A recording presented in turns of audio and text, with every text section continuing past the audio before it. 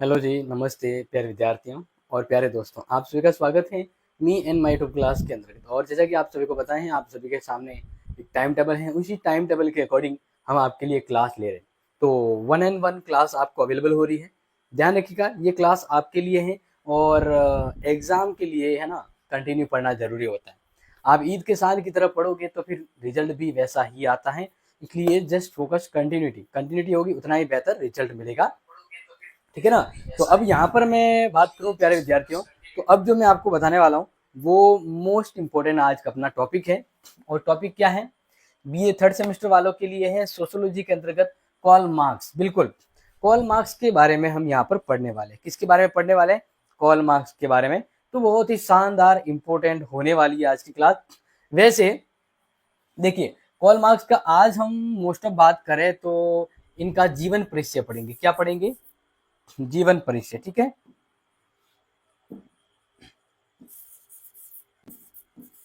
जीवन परिचय। और इसके बाद इसके आने वाले पार्ट में इनके जो प्रमुख महत्वपूर्ण सिद्धांत विचार जो दिए गए हैं उस पर भी हम गौर करेंगे। तो देखिए, कॉल मार्क्स का अगर हम बात करें तो इनका एक सोशियोलॉजी के अंतर्गत क्यों इन्वॉल्वमेंट है, क्योंकि इन्होंने समाज सुधार के तौर पे और समाज को जो बेहतरीन इन्होंने दिया है क्रेडिट और कॉल मार्क्स, उसी बदौलत उनको अपने इस विचार थिंकर को पढ़ना है। तो जान लीजिएगा, ये बहुत इंपॉर्टेंट होने वाला है। और यहाँ पर हम बात करते हैं सबसे पहले इनके जीवन परिचय के बारे में। तो यहाँ पर बहुत ही इंपॉर्टेंट जो आपको बता रहा हूँ उसको नोट कर लीजिएगा। ठीक है, यस, ओके। तो देखिए, अब यहाँ पे जीवन परिचय की सबसे पहले हम बात करते हैं। और जैसे कि मैंने आप सभी को कहा कि इनका जो जन्म है वो जर्मनी में हुआ था। एक्चुअल में इनका जन्म, सबसे पहले बात करते हैं जन्म कहाँ हुआ?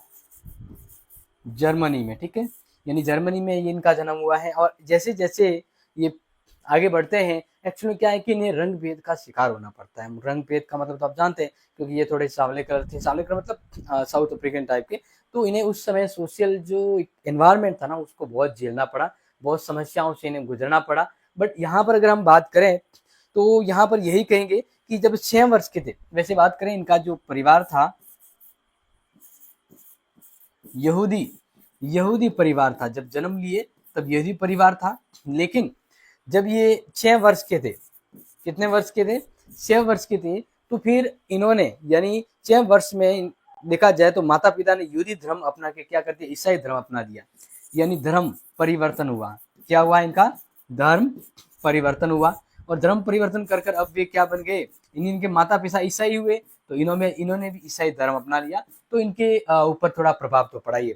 वैसे आप कहेंगे सर कॉल मार्क्स, हम कॉल मार्क्स को आपको एक बार बता भी देते हैं कॉल मार्क्स के बारे में। तो देखिए, वैसे कॉल मार्क्स के बारे में अपना जिक्र आया है तो मैं कॉल मार्क्स के बारे में एक इम्पोर्टेंट बात यहाँ पर बता देता हूँ। ठीक है, देखिए, कॉल मार्क्स जैसे आप सर्च करते हैं आपको मिल जाएगा कॉल मार्क्स के बारे में। जैसे मैं कि कॉल मार्क्स का कोई भी एक आपके फोटो ले लेता हूँ। जैसे मान लीजिए ये फोटो है, ये मैंने रख दिया यहाँ पर। क्लियर? देखिए, क्योंकि जब पढ़ाते हैं उनकी सभी अगर हमारे दिमाग में रहेगी तो इनको पढ़ना और समझना बहुत अच्छा हो जाता है। और हर चीज़ जो हम पढ़ रहे हैं वो समझ में आ जाएगी। ठीक है, तो ये कॉल मार्क्स जिनके बारे में हमें पढ़ना है यहाँ पर नोट करते हैं और साथ साथ ही समझते जाएंगे। ठीक है, यस, गुड इवनिंग सभी को, यहाँ पर जो भी है मेरे सभी प्यारे विद्यार्थियों को। तो आज कॉल मार्क्स के बारे में हमें जानना है और बहुत ही सिस्टमेटिक तरीके से हम समझने वाले हैं। और आगे बढ़ते हैं हम यहाँ पे। तो देखिए, जैसे कि हमने बात करी कि इनका परिवार है वो ईसाई धर्म में क्रमोन्नत हो जाता है, यानी परिवर्तित हो जाता है। और फिर ये एक देखा जाए तो कॉल मार्क्स की शिक्षा है, यानी प्रारंभिक शिक्षा।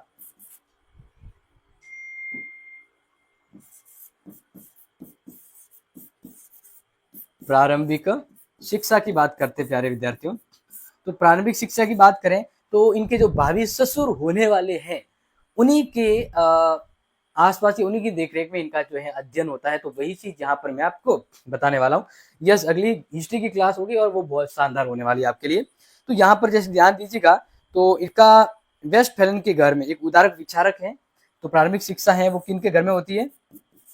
वेस्ट फैलन, वेस्ट फैलन के घर में जो इसके भावी ससुर होते हैं, क्या होते हैं? भावी ससुर रहते हैं, उनके साथ इनका अध्यापन शुरू होता है। फिर ये प्रभावित तो थे ही। फिर इनकी बात करते हैं 17 वर्ष की आयु में, जब ये 17 वर्ष के होते हैं तो 17 वर्ष की आयु में बॉन विश्वविद्यालय में कानूनी शिक्षा के लिए चले जाते हैं। कौन से विश्वविद्यालय?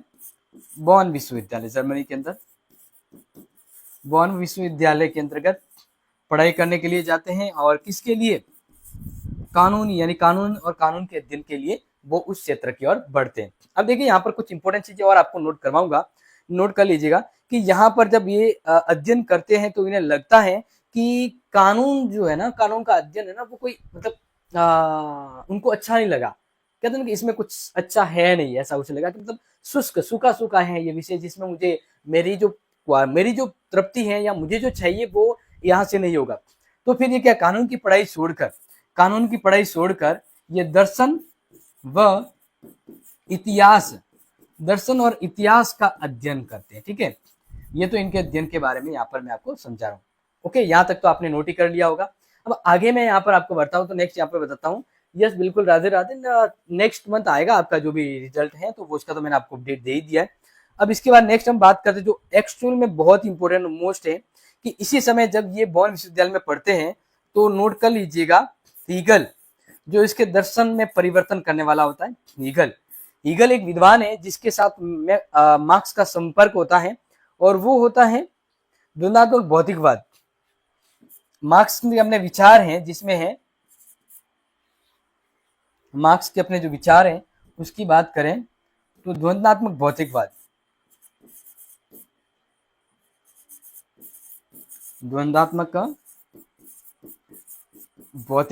अगर प्रश्न आ जाए कि भाई मार्क्स ने द्वंद्वात्मक भौतिकवाद किन से ग्रहण किया? हीगल से ग्रहण किया। ये बहुत शानदार प्रश्न है, एग्जाम में ऑलरेडी ऐसे प्रश्न आ जाते हैं। अब यहाँ पर ध्यान दीजिएगा, तो 1848 में देखा जाए तो इन्होंने डेमोक्रेट और एक निबंध भी लिखा, जो बात एक अलग अलग होती है। अब देखो, इसी प्रकार से हम कुछ इंपॉर्टेंट बातों पे बढ़ते हैं, तो ये चीज आपने नोट कर ली होगी। तो मैं अगले पेज पर बढ़ता हूँ और कुछ इंपॉर्टेंट बातें आपको यहाँ पर और शेयर करवाता हूँ। तो यहाँ तक तो आपको समझ में आ गया होगा। चलो नेक्स्ट पेज पर नेक्स्ट इंपॉर्टेंट बातें हैं जो यहाँ पर मैं आपको समझा देता हूँ। ठीक है, जिसके बारे में हम पढ़ रहे हैं वो है कार्ल मार्क्स। क्लियर? अब कार्ल मार्क्स के बारे में जानते हैं तो थोड़ा सा एक चीज और नोट कर लीजिएगा कि ये अध्यापन कार्य जहां पढ़ते थे वहीं अध्यापन कार्य शुरू करते हैं। अध्यापन कार्य में उन्हें सफलता नहीं मिलती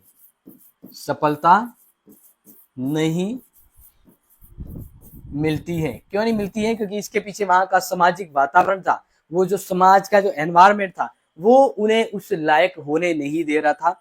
यानी ये उदार विद्वान थे, उदारक थे, लेकिन इनको वहां जमने नहीं दिया। तो इस प्रकार से देखा जाए तो कुछ समय बाद ये, इसके अलावा नोट कर लीजिएगा बहुत ही इंपॉर्टेंट, कि प्रारंभ में मार्क्स और वेस्टफैलन की पुत्री, फिर कुछ समय बाद मार्क्स ने जिसके साथ रहकर अध्ययन किया था वेस्टफैलन, तो मार्क्स और वेस्टफैलन की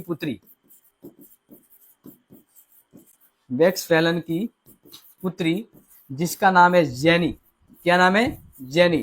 तो जेनी के साथ क्या कर देते हैं? मार्क्स का विवाह हो जाता है। क्या हो जाता है? विवाह हो जाता है। विवाह के बाद अगर आगे बढ़े तो ये बहुत ही इंपॉर्टेंट है। अब यहाँ पर नोट कर लीजिएगा, ठीक है, जो इंपॉर्टेंट आपको बता रहा हूँ। अब जैसे कि अभी मैंने बात करी थी कि अगर आपको मार्क्स को ही देखना, जिसके बारे में आपको मैं पढ़ा रहा हूँ, तो अभी जस्ट हमने बात करी कि जस्ट आप सर्च करोगे तो भी आपको नोट हो जाएगा, आपको पता लग जाएगा, क्योंकि अभी हमने बात करी कार्ल मार्क्स के बारे में। क्लियर?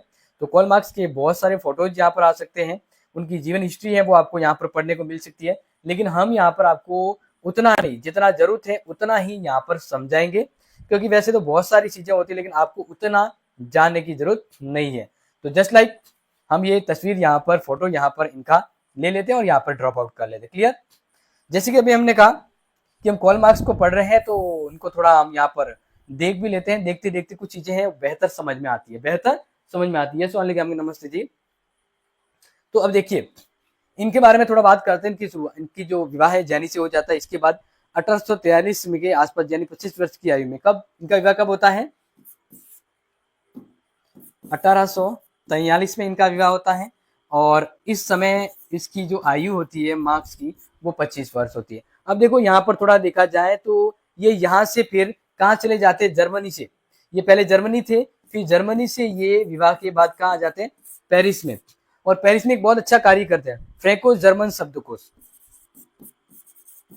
फ्रेंको जर्मन वोकेबुलरी शब्दकोश की रचना करते हैं, शब्दकोश की रचना करते हैं। और ये रचना अच्छी होती है, लेकिन कहने का मतलब है कि वहां समाज विरोधी, क्योंकि ये इनको समाज में मुख्य धारा से अलग माना जाता है, तो समाज विरोधी होने के कारण इसको महत्व नहीं दिया जाता। इनका शब्दकोश है, ये शब्दकोश है वो संपादित नहीं होता, संपादित नहीं होता।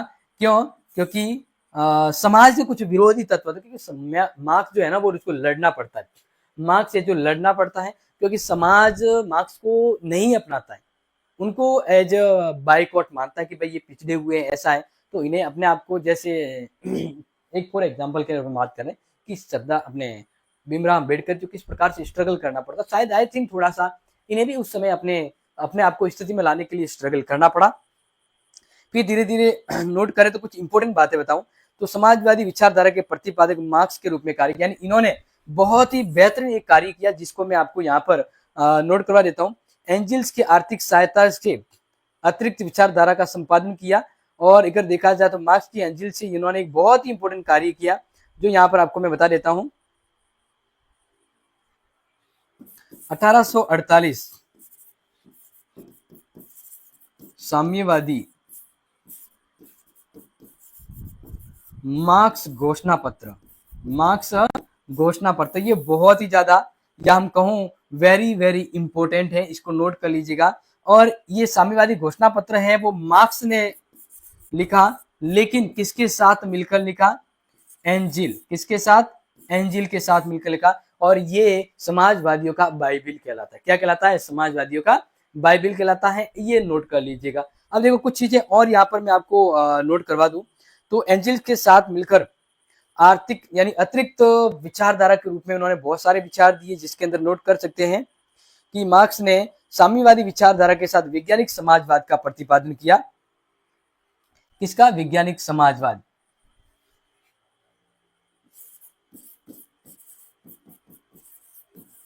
वैज्ञानिक समाजवाद का प्रतिपादन। इसके अलावा द्वंद्वात्मक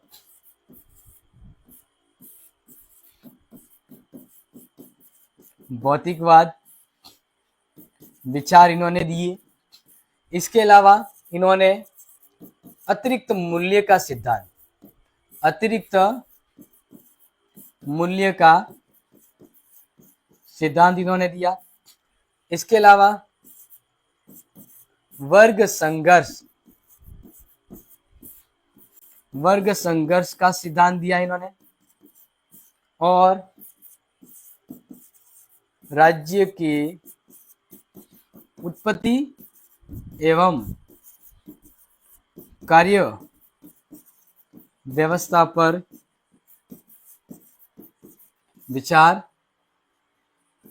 विचारों का प्रतिपादन किया, ठीक है। तो अब प्यारे विद्यार्थी एक चीज सिंपल डिटेल से नोट कर लीजिएगा कि आपके एग्जाम में ये बहुत जरूरी है और पूछा भी जाएगा। अब देखो यहां पर पूछा है साम्यवाद क्या होता है। यस, बहुत बढ़िया क्वेश्चन है। व्हाट इज यहां पर साम्यवाद की बात करते हैं, तो देखिए साम्यवाद को मैं यहां पर लिखवा देता हूं कि भाई साम्यवाद है क्या। साम्यवाद की एक थिंक है कि वह व्यवस्था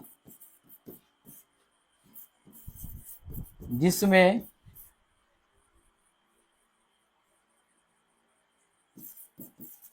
राज्य की संपूर्ण व्यवस्था पर समाज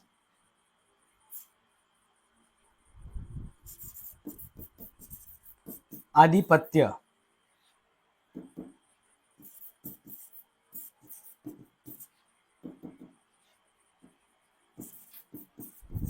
चाहता है, या हम एक तरह से यह भी कहें कि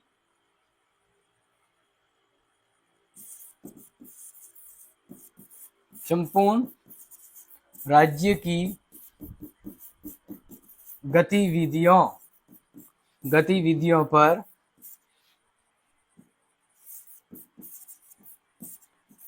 राज्य सरकार का नियंत्रण। अगर ये भी नहीं समझ आया तो जैसे हम बात करते हैं, आप खेती करते हैं, ठीक है, आप व्यापार करते हैं, इसके अलावा आप मान लीजिए कोई उत्पादन कार्य से जुड़े हुए हैं, ठीक है, या बहुत सारे काम है, तो ये सभी काम जो है, ये सभी काम आप अपने स्तर पर नहीं, सरकारी स्तर पर काम करना, सरकारी नियंत्रण में कार्य।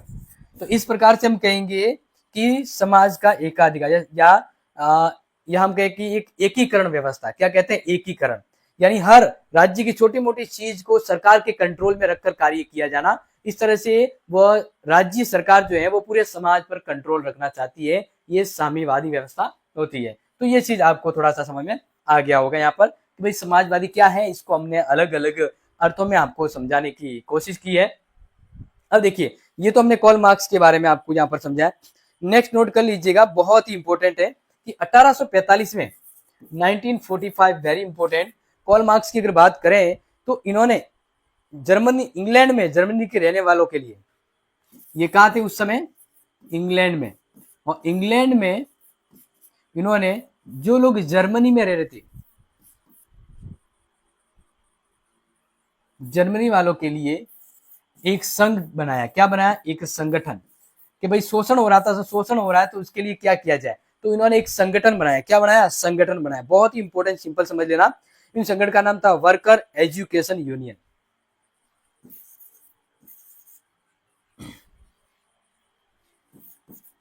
वर्कर एजुकेशन यूनियन, ठीक है, ये बहुत ही इंपॉर्टेंट है। अब यहां पर इस चीज नोट कर लीजिएगा कि इस तरह से उन्होंने अपने आप को एक हितकारी लगाने के अंतर्गत नोट कर दिया। नेक्स्ट यहाँ पर नोट करवा जाए तो 1866 के अंतर्गत एक चीज और वेरी इंपॉर्टेंट है जो नोट कर लीजिएगा, ये बहुत ज्यादा इंपॉर्टेंट, एग्जाम में आता रहता है। अब यहाँ पर बात करें तो मार्क्स ने लंदन में अंतरराष्ट्रीय श्रम वर्ग समुदाय, लंदन में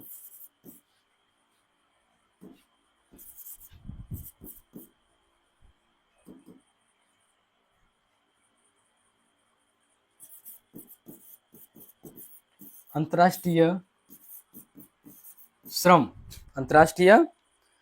वर्ग समुदाय,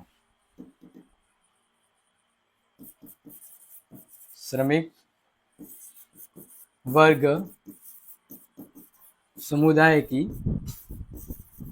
स्थापना की, ठीक है। अब इसके बारे में इसलिए नोट कर लेना क्योंकि ये दुनिया का पहला ऐसा संगठन था जो मजदूरों के लिए बना। किसके लिए? अंतरराष्ट्रीय। देख लीजिए, नोट कर सकते हैं यहाँ पर जो मैं आपको बता रहा हूं कि ये पहला ऐसा संगठन था जो श्रमिकों के लिए था। किसके लिए था? श्रमिकों के लिए था। ये एग्जाम में अल्टीमेटली पूछे जाते हैं कि विश्व का पहला ऐसा संगठन कौन सा है, विश्व का पहला ऐसा संगठन कौन सा है जो श्रमिकों के लिए बना। तो इसलिए नोट कर लीजिएगा, विश्व का प्रथम अंतरराष्ट्रीय संगठन कहा गया इसे, विश्व का प्रथम अंतरराष्ट्रीय संगठन। विश्व का प्रथम अंतरराष्ट्रीय संगठन कार्ल मार्क्स के द्वारा लंदन में शुरुआत की गई 1867 में, अंतरराष्ट्रीय श्रमिक वर्ग समुदाय के तहत। इसलिए ये एग्जाम में आता रहता है। नेक्स्ट, इस प्रकार से इन्होंने ख्याति प्राप्त हुई और इन्होंने पूंजीवाद के अंत के लिए प्रयास किए। नेक्स्ट नोट कर लेना, पूंजीवाद के अंत के लिए जीवन पर्यंत तक प्रयास किए। क्या किया इन्होंने? प्रयास की। जीवन पर्यंत तक उन्होंने ये कार्य किया कि भाई यहाँ पर जो है वो जनहित के लिए कार्य किया जाए, तो पूंजीपतियों का अंत होगा तभी ये बढ़िया होगा, ठीक है। ये सोम बना न्यू बोर्ड है और आपके लिए शानदार है। अब देखिए, कुछ चीजें यहाँ पर आपको मैं नोट करवा देता हूँ, बहुत ज्यादा इंपॉर्टेंट है क्योंकि यहाँ पे बेसिक हमने बता दिया है। वैसे इनका देखा जाए तो इनकी मृत्यु कब होती है, तो मृत्यु के लिए भी नोट कर लीजिएगा डेट। इनकी जन्म अंत जो है वो है 1883 में इसका देहावसान हो जाता है। नेक्स्ट पॉइंट पे आ जाता हूँ प्यारे दोस्तों। तो अब इनकी फेमस पुस्तक जो पक्का 100% एक एग्जाम में पूछी जाएगी, महत्वपूर्ण रचनाएं, महत्वपूर्ण रचनाएं। वैसे अगर देखा जाए तो हम यहां से भी आपको एक बार चेकआउट करके बता सकते हैं कि मार्क्स की जो रचनाएं हैं वो कौन कौन सी। Clear?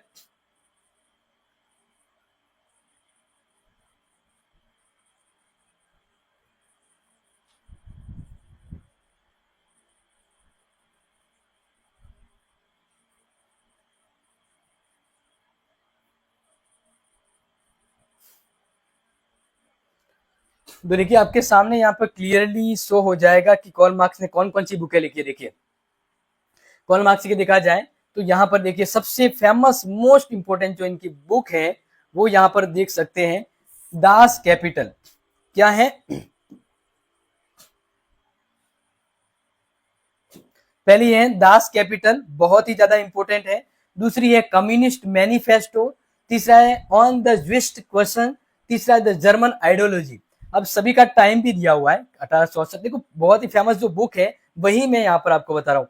Next economy and philosophy, capital, call marks prediction, call marks and angel की बुक। अब देखो बुक तो इन्होंने बहुत सारी लिखी है जो यहाँ पर मैंने आपको समझा दिया, लेकिन कौन सी बुक आपको ध्यान रखना है वो मैं यहाँ पर आपको नोट करवा देता हूँ। देखो ये बुक जो है वो आप अलग अलग तरह से अगर देखेंगे आपको यहाँ पर पता लग जाएगा, लेकिन मैं वो इंपॉर्टेंट बुक यहाँ पर आपको सीधे पॉइंट आउट करवा लेता हूँ जिससे आपको एग्जाम के समय इसका ध्यान रखा जाए ना, एग्जाम के समय इसकी बारी भी करनी है। तो चलो ये तो मैंने आपको कुछ बुकों के एग्जाम्पल आपको बताए। अब देखिए फेमस पुस्तक के अंदर नोट कर लीजिएगा, सबसे पहला है पवित्र परिवार, द होली फैमिली, पवित्र परिवार। ये एक बहुत अच्छी पुस्तक है, कॉल मार्क्स के द्वारा लिखी गई और जिसका राइटन कार्य जो किया था ऑलमोस्ट 1844। कब किया था? 1844। क्लियर? इसी प्रकार से दूसरी इनकी जो फेमस पुस्तक है वो है poverty of philosophy, poverty of philosophy, poverty of philosophy.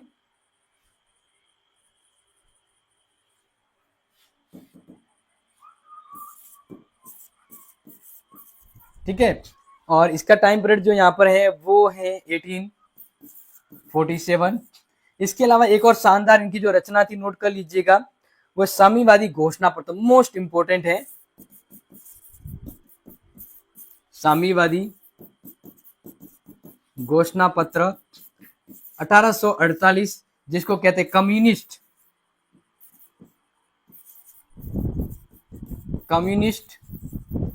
Manifesto. और ये सबसे ज्यादा इंपॉर्टेंट है, मोस्ट है, ये समाजवादियों का बाइबिल कहलाता है। क्या कहलाता है? समाजवादियों का बाइबिल कहलाता है, ये नोट कर लीजिएगा। देखो अब इसमें एक और इंपॉर्टेंट जो आपको नोट करा दूं, जो सबसे ज्यादा है कॉल मार्क्स की बुक के अंतर्गत इनका पूछा जाता है, वो है Das Kapital.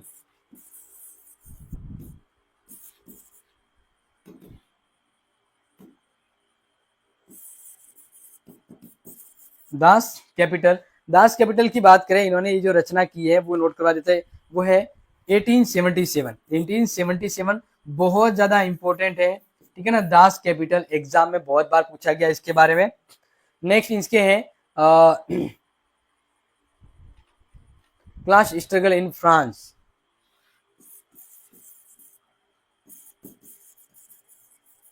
Struggle in France, ठीक है।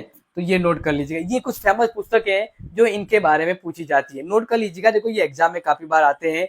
एंड द नेक्स्ट बुक आप अगर नोट करना चाहे तो एक और बुक है द गोथा प्रोग्राम, ठीक है। तो ये थी कॉल मार्क्स की फेमस पुस्तकें। डेफिनेटली श्योर है कि इनमें से एग्जाम में पूछा जाएगा, इनमें से एग्जाम में पूछा जाएगा। तो प्यारे विद्यार्थियों, आज के लिए इनकी जीवन परिचय और इनकी बुकों के बारे में हमने जाना। अब अगली जो क्लास होगी उनमें हम समझेंगे इनके एग्जाम में आने वाले इनके थ्योरी, इनके विचार, इनके सिद्धांत। तो आज की क्लास इंपॉर्टेंट है। अब देखो वापस पुनः शुरू की है, तो मैं चाहता हूँ कि इस क्लास को ज्यादा से ज्यादा रेस्पॉन्स दे, सपोर्ट दे, शेयर करें, क्योंकि इतना इन्वेस्टमेंट, अब क्लास अगर नहीं चली तो सोशियोलॉजी कट कर देंगे। तो अब आपके ऊपर डिपेंड करता है कि ये क्लास आगे अगर और चाहिए तो क्लास को ज्यादा से ज्यादा आगे लाइक एंड शेयर करें। अदरवाइज मुझे टाइम देने के बावजूद अगर व्यूज नहीं आता है तो क्लास को डिस्कनेक्ट कर दिया जाएगा, क्योंकि और क्लासेज की भी डिमांड आती है। तो choose as your choice, otherwise disconnect and new subject आपके लिए आ जाएगी, क्योंकि जो सब्जेक्ट चलेगी, जो आप शेयर करोगे तभी तो बढ़ेगा।